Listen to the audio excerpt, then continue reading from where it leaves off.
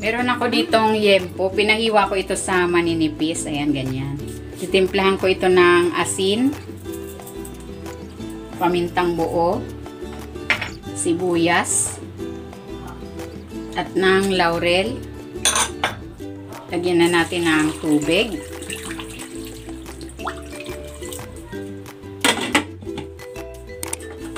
Pakuluan natin ito for 20 to 25 minutes.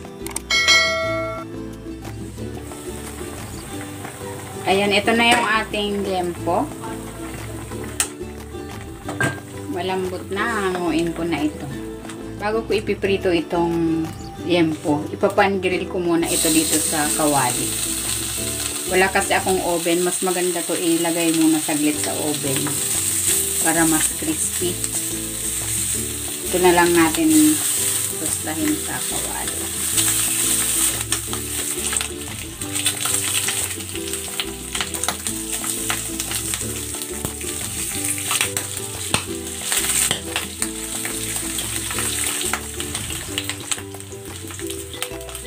Hanguin ko muna.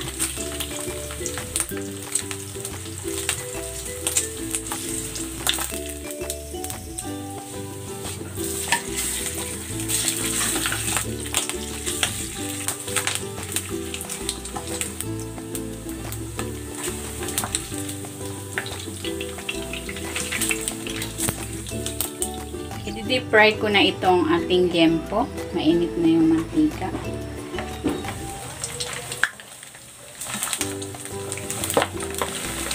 Takpan natin.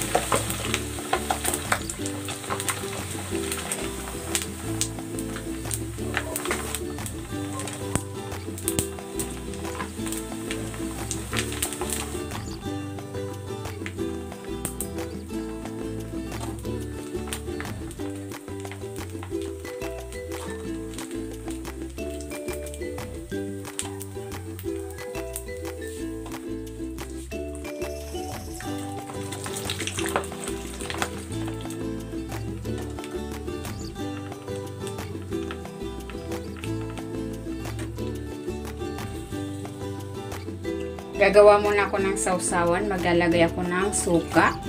Lagyan natin ng asin, paminta, asukal, bawang, sibuyas,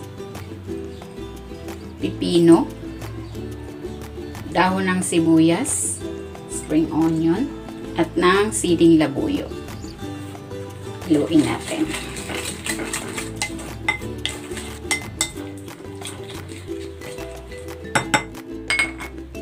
Ayan, okay na ito. Ito na, ready na itong ating crispy pork belly.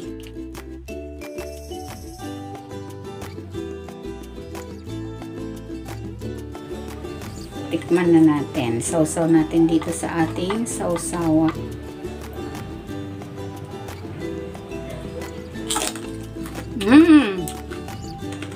Harap. Malutong. Ang sarap ng lasa. Pwedeng ulam, pwedeng pangpulutan.